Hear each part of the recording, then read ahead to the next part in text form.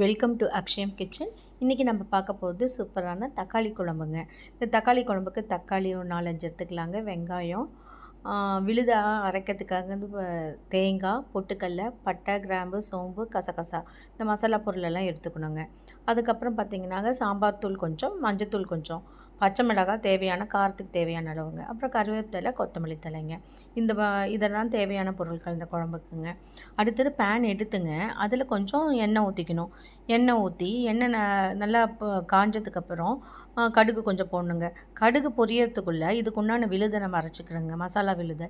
அதுக்கு தேங்காய் கொஞ்சம் எடுத்துகிட்டு பொட்டுக்கடலை நம்ம எடுத்து வச்சுருந்தோம் இல்லைங்களா, பட்டை, கிராம்பு, சோம்பு, கசகசா அதெல்லாம் எடுத்து நல்லா மிக்சியில் போட்டு நெகுன்னு அரைச்சிக்கணுங்க. குறைன்னு அரைச்சா பார்த்திங்கன்னாங்க இது வந்து குழம்பு ருசி வராது. ரொம்ப நெகுன்னு இல்லாமல் ரொம்ப குறைன்னு இல்லாமல் நல்லா அரைச்சிக்கணுங்க. அதுக்குள்ளே கடுகு வந்து பொரிஞ்சு வந்திருக்குங்க. அரிஞ்சு வச்ச வெங்காயத்தை அதில் போட்டு நல்லா வணக்கி விடணுங்க. வெங்காயம் வணங்கும்போது பார்த்திங்கன்னா வந்து ப்ரௌன் கலர் ஆகணும்னு அவசியம் இல்லைங்க. ஓரளவு வெங்காயம் வந்து அந்த டிரான்ஸ்பரண்ட்டாக வர அளவு வணங்கினா போதும். அதுக்கப்புறம் கருவேப்பிலை போட்டு பச்சை மிளகாய் இதெல்லாம் போட்டு நல்லா வணக்கி விடணுங்க. இப்போ தக்காளியை எடுத்து வச்சுருந்தோம் இல்லைங்களா, அதில் பாதி தக்காளியை வந்து இதில் அரிஞ்சு போட்டுடணுங்க. போட்டுட்டு இப்போ அரைச்சி வச்ச விழுதை வந்து நம்ம இதில் போட்டு அதில் சாம்பார் தூள், மஞ்சத்தூள் இதெல்லாம் போட்டு நல்லா பெரட்டி விடணுங்க. தண்ணி ஃபஸ்ட்டு ஊற்றக்கூடாதுங்க, நல்லா பெரட்டி விடணும். பெரட்டி விடும்போது பார்த்திங்கன்னா அடி பிடிக்கும். ஏன்னா பொட்டுக்கடலை போட்டனால அடி பிடிக்குங்க. அடி பிடிக்காமல் வந்து நல்லா பெரட்டி விட்டு அதுக்கப்புறம் வந்து தண்ணி இதுக்கு தேவையான நம்ம குழம்புக்கு தேவையான தண்ணி ஊற்றிக்கலாங்க. ஊற்றி நல்லா தலப்பலன்னு கொதித்து வரணுங்க. கொதித்து வரும்போது இதுக்கு நம்ம பாதி தக்காளி அரைஞ்சி போட்டாங்க, மீதி தக்காளி வந்து மிக்சியில் அடித்து நல்லா விழுதாக எடுத்துக்கணும். அந்த தக்காளியை வந்து நம்ம வந்து இந்த கொதிச்சிட்ருக்கு இல்லைங்களா குழம்பு, அதுலேயே ஊற்றணுங்க.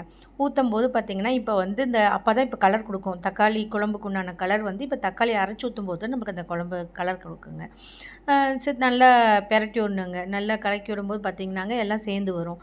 இந்த குழம்புக்கு உண்டான உப்பு நம்ம தேவையான உப்பு இதில் போட்டு நல்லா தலப்பலன்னு கொதித்து வரணுங்க.